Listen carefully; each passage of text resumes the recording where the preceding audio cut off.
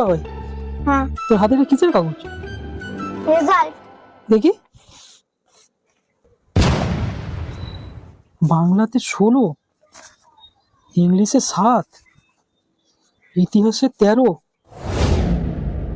এটা কি রেজাল্ট করেছিস তুই? তুই জানিস তোর মতো বয়সে আমি লেটার মার্কস পেতাম। বাবা, ওটা আমার রেজাল্ট নয়, এটা পুরোনো ফাইলে ছিল। ভালো করে উপরে দেখো, তোমার নাম লেখা আছে। এতদিন তাহলে আমাকে গুল মারছিলে? তুই এটা কোথা থেকে বার করেছিস? দাঁড়া, আমি ব্যাট বলটা আনি, হ্যাঁ তুই আর আমি একসাথে খেলবো।